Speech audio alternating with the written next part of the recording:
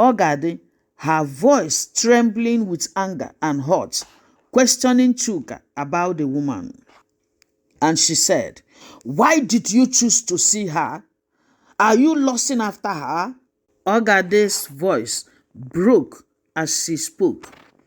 Chuka, exasperated and tired of the constant accusations, snapped back and he said, "Ogadi, this is ridiculous.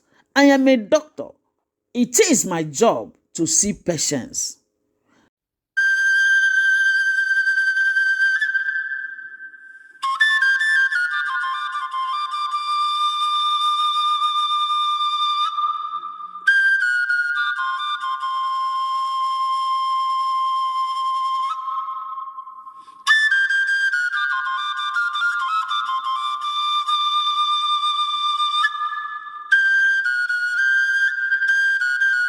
Ogadi was the light of Chuka's life.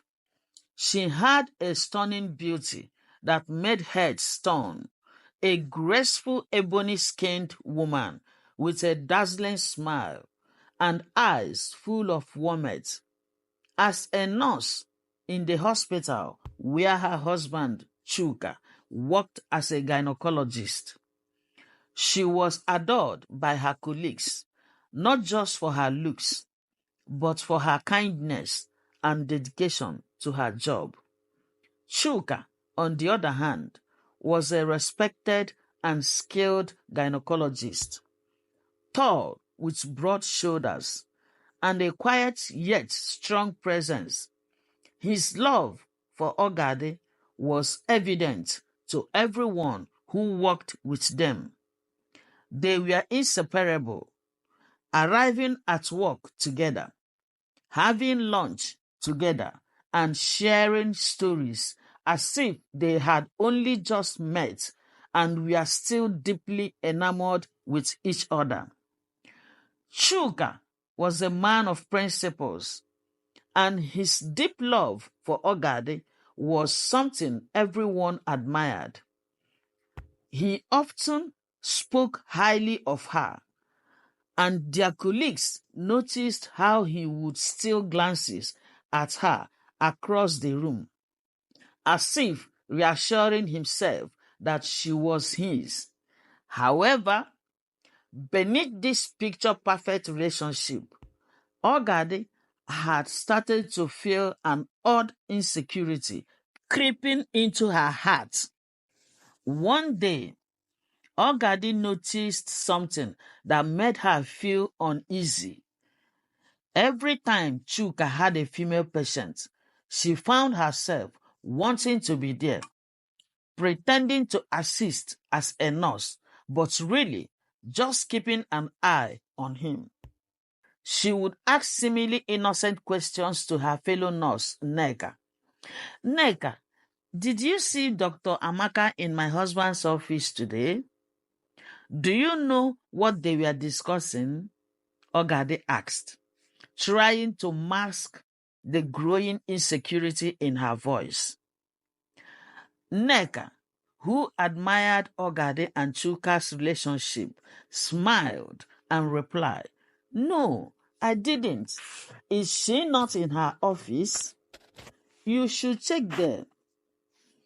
Ogadi pretended to brush it off, but her suspicion was beginning to consume her, especially since Chuka often worked with Dr. Amaka, a stunning and intelligent gynecologist known for her sharp mind and radiant beauty. Ogadi felt threatened by her, although she couldn't openly admit it. Linda, a new nurse at the hospital, didn't share the admiration others had for Chuka and Ogadi's relationship. She often rolled her eyes when people gushed about their love. "Let me tell you people something," Linda said one day during a lunch break, her voice low but firm. "Every man cheats. No man is a saint. They only pretend until you catch them. Haven't you noticed how some of the ladies preferred Dr. Chuka over other doctors, it's not because he is the best. It's because Linda's words trailed off as Ogadi entered the room. The sudden silence was telling, and Ogadi knew they had been talking about her and Chuka. She didn't confront them, but instead let the seeds of doubt that Linda had planted fester in her mind. From that moment on, Ogadi's trust in Chuka began to erode. Ogadi, now pregnant, as her pregnancy progressed, her fears and suspicions only intensified. She became more controlling, constantly asking about Chuka's female patients, especially those who were young and attractive. Chuka noticed the change in her behavior, but tried to be patient, thinking it was just her hormones due to the pregnancy. However, one day, everything came to a head. A beautiful young woman came to the hospital for a consultation. The other gynecologists were busy, and the duty nurse, Neka, sent the lady to Chuka. When Ogadi saw this, her anger flared. She marched over to Neka, her voice sharp. "Why did you send that woman to Chuka?" she demanded. "Can't you see he's busy?" Neka, taken aback, stammered, but he wasn't busy. Before the argument could escalate, Chuka stepped out of his office, asking what the commotion was about. When Neka explained, Chuka calmly invited the woman into his office, ignoring Ogadi's protest. That night at home, the argument erupted. Ogadi, her voice trembling with anger and hurt, questioning Chuka about the woman. And she said, "Why did you choose to see her? Are you lusting after her?" Ogadi's voice broke as she spoke. Chuka, exasperated and tired of the constant accusations, snapped back and he said, "Ogadi, this is ridiculous. I am a doctor.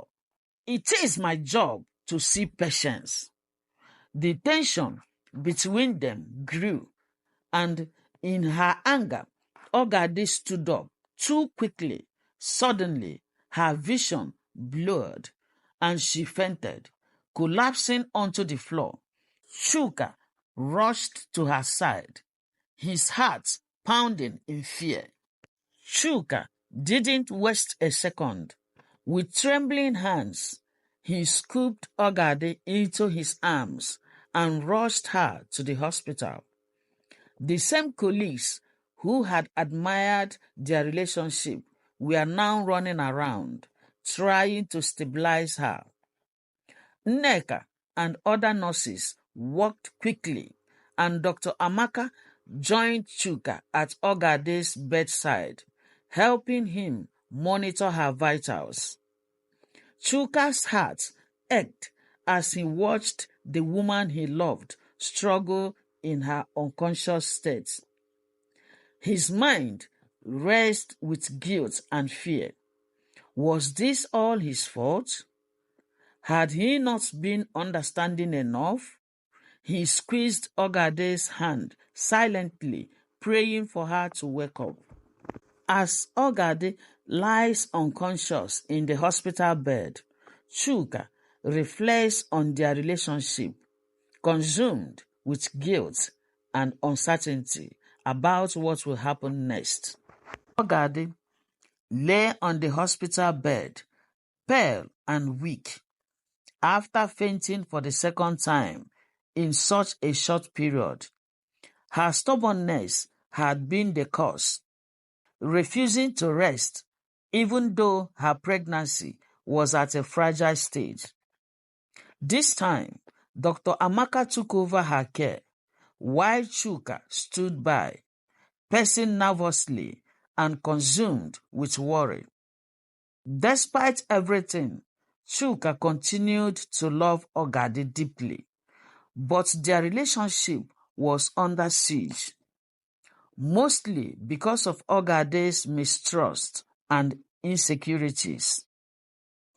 After Ogade was discharged, Chuka suggested she take maternity leave to focus on her health and the pregnancy. He approached her gently, his tone calm and full of care, and he said, Ogade, my love, I really think it's time you went on maternity leave.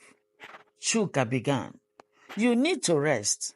You can't keep stressing yourself. But Ogade took his suggestion the wrong way. She flared up in anger, her voice rising. I know your plans, Chuka. You want me out of the way, eh? So you can freely see other women. You think I don't see what's going on. Well, it won't work. I am going to keep working until I put this baby to bed. Chuka, frustrated but trying to remain patient, attempted to reason with her, but her mind was already made up. The argument grew heated, and suddenly, in the midst of her fury, Ogadi collapsed once again, losing consciousness. Panic stricken, Chuka rushed her back to the hospital. This time, the situation was more severe. Ogadi's condition required immediate attention, and Dr. Amaka took charge of the situation with professional precision. She worked swiftly, stabilizing Ogadi and ensuring that the baby was still safe. Chuka watched from the sidelines, his heart in his throat as he trusted Amaka with the life of the woman he loved. After hours of treatment, Ogade was stabilized, but it was clear that her condition was fragile. She was discharged again, but this time her doctors insisted that she remain on strict bed rest for the remainder of her pregnancy.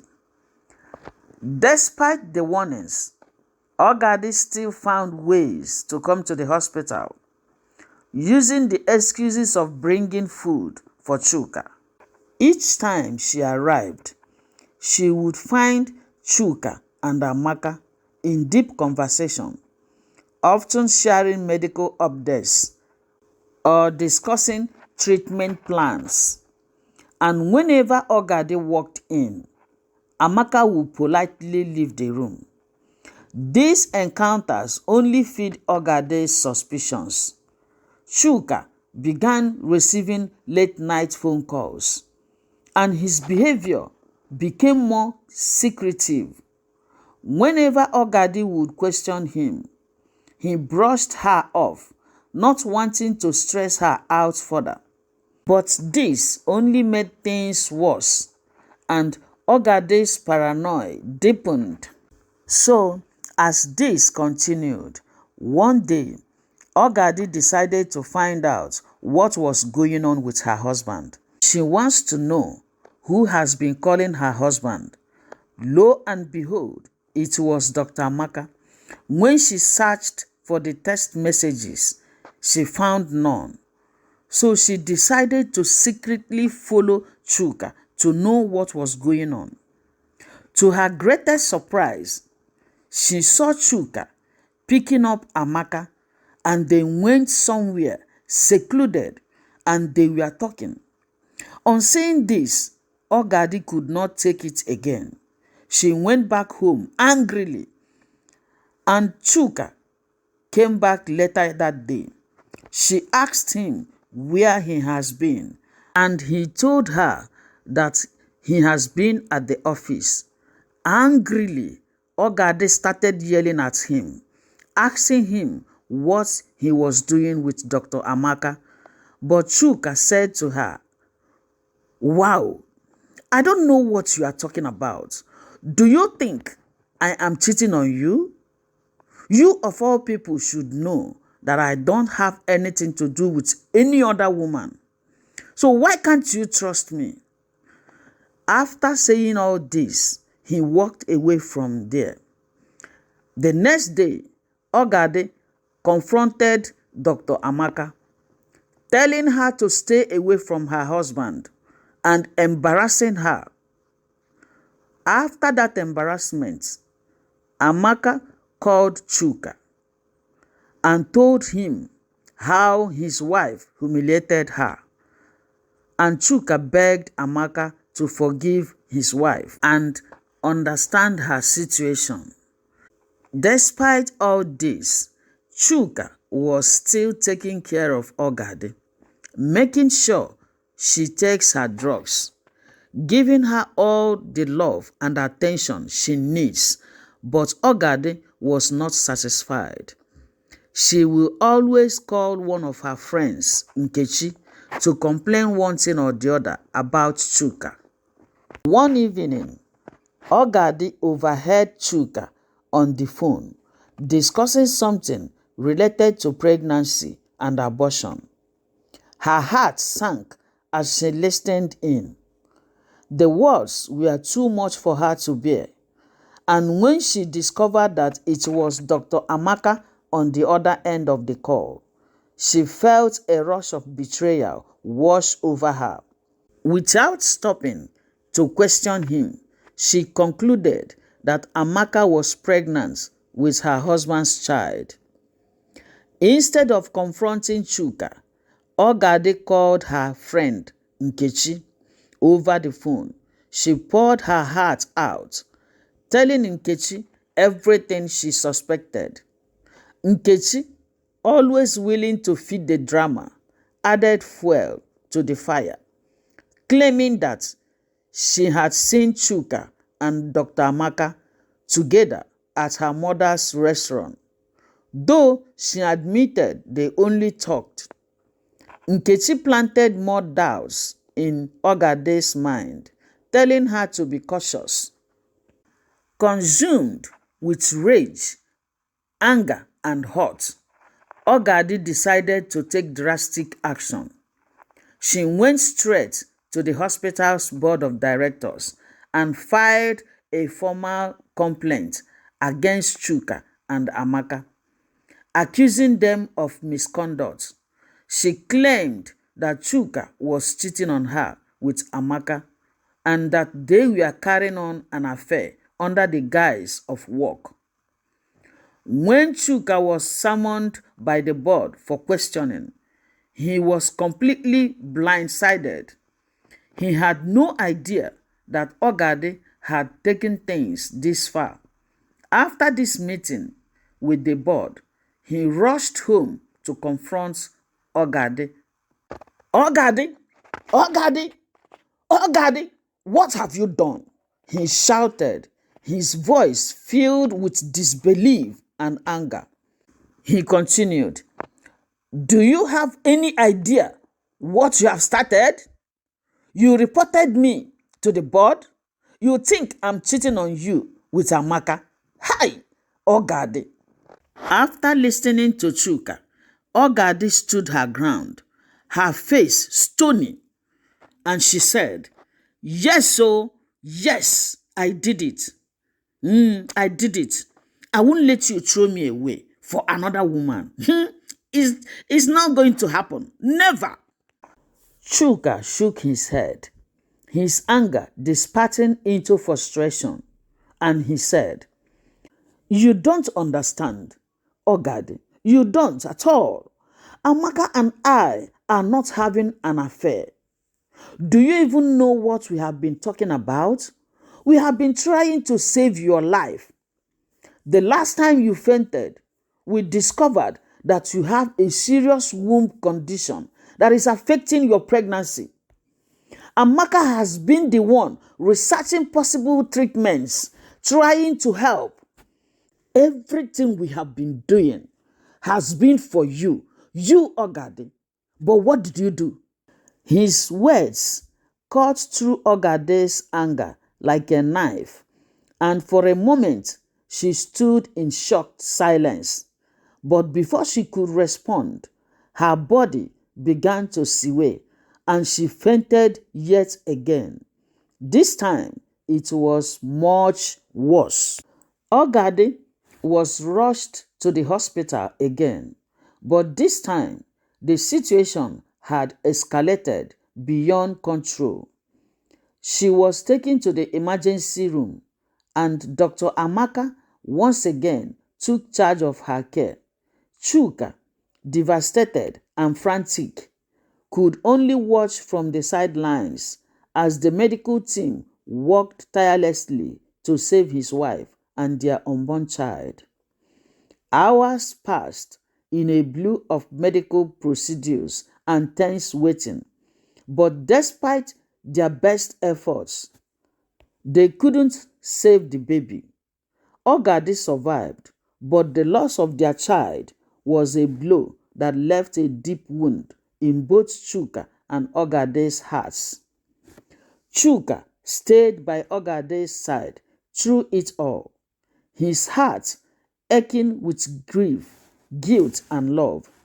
He had done everything he could to save them both, but it hadn't been enough. Now, all he could do was support Ogadi as she recovered from the physical and emotional toll of the loss. The tragedy weighed heavily on everyone involved, and the loss of their child seemed like the darkest chapter of their lives. The hospital board was still conducting its investigation, and while Chuka continued to care for Ogadi, their relationship remained strained under the weight of mistrust, grief, and unspoken fears. What the board would uncover in their investigation and how it would impact their future remained uncertain.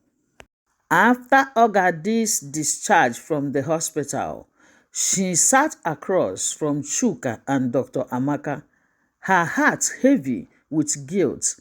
She pleaded for their forgiveness, her voice trembling as she revealed the trauma of her past. I grew up watching my father cheat on my mother with different women, Ogadi began, her voice cracking. And she continued, whenever my mother confronted my father, he would beat her so badly that she lost pregnancies because of it. I swore I would never allow any man to treat me that way. That is why I acted like I did. But I didn't know I was wrong. I didn't know I was bringing my past into our lives. Chuka, listening intently, shook his head in frustration and sadness. Why didn't you tell me this before, Ogadi? He asked. At least I would have understood your jealousy better. We could have walked through it, but now the damage is done. How do we remedy this? The board could take away our licenses. I hope you know that. Eh? Now, Amaka, who had remained silent, finally spoke up, and she said, Ogadi, you need to go back to the board and tell them everything. You started this, and you are the only one who can fix it. Our licenses are at stake, and it won't be fair if we lose everything because of a misunderstanding. So you better go back there. So Ogadi nodded, determined to make things right. She returned to the board, prepared to take full responsibility and confess her mistake. However, when she arrived, she was met with coldness. We are no longer relying on your verbal testimony, the board director informed her. We have received tangible evidence from someone within the hospital. He said, Ogadi's heart sank. One of the nurses had secretly taken photos of Chuka and Amaka every time she saw them together. The nurse, thinking she was exposing an affair, had unknowingly contributed to a grave misunderstanding. Despite Ogadi's attempt to explain, the board had made up its mind. With all the evidence presented, Chuka and Amaka's licenses were seized. The decision was devastating.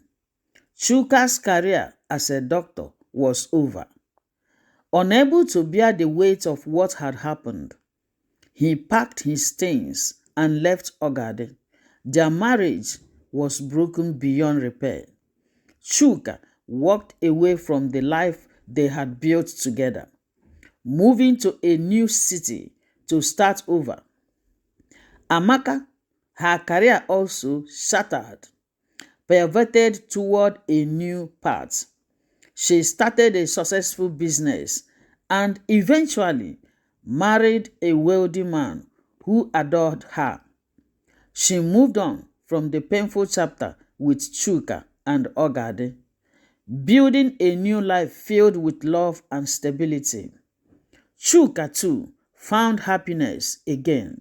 He married a new wife who gave him a son and a daughter, and they lived a peaceful life far away from the turmoil of the past. Although he has lost his medical license, he built a new career and found contentment in his family.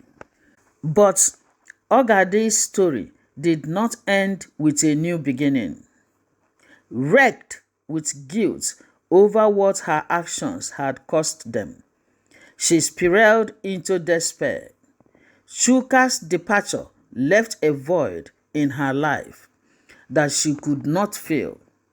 She blamed herself for the destruction of her marriage, the loss of their child, and the end of Chuka and Amaka's careers. The weight of her decision crushed her spirit. As she was no longer able to cope with the guilt, Ogadi withdrew from the world. Her health deteriorated, and without the support of her family, she fell deeper into misery. The regret was too much to bear, and in the end, she passed away, alone and broken by the consequences of her jealousy and mistrust. In conclusion, the story of Ogadi, Chuka, and Amaka is a tragic tale of mistrust, jealousy, and the deep scars left by unresolved trauma. It serves as a powerful reminder of the destructive power of fear and insecurity, and how allowing the past to govern our present can lead to devastating consequences. Thank you for watching. This is where our story ends. But before we finally end it, let's look into our moral lessons. Communication is key. If Ogadi had been open with Chuka about her traumatic upbringing, he could have helped her heal and walked through her insecurities with her. In relationships, it is crucial to communicate openly about fears and past experiences to avoid misunderstandings that can lead to tragedy. Trust is fragile. Once trust is broken, it's difficult to repair. Ogadi's inability to trust her husband without proof led to the unraveling of their marriage and the destruction of their careers. Building and maintaining trust is the cornerstone of any healthy relationship. Don't let the past control the present. Ogadi allowed her traumatic childhood experiences to cloud her judgment and rule her actions. It's important to heal from past wounds and not let them dictate the course of future relationships. The danger of assumptions. Ogadi's downfall came from assuming the worst without seeking the truth. It is vital to gather facts and avoid jumping to conclusions, especially when it comes to matters of the heart. Forgiveness is necessary. Although forgiveness was sought too late in this story, the importance of seeking and offering forgiveness cannot be overstated. Healing often begins when people are able to forgive each other and themselves for past mistakes. This is where our story finally ends. Thank you once again for watching, and don't forget to subscribe, like, comment and share, and also touch that bell button so that you will be notified each time we put out new video. Subscribe for more stories with powerful life lessons. Please and please subscribe to help us grow our channels. God bless you all as you do so. Bye bye. Love you. Mwah.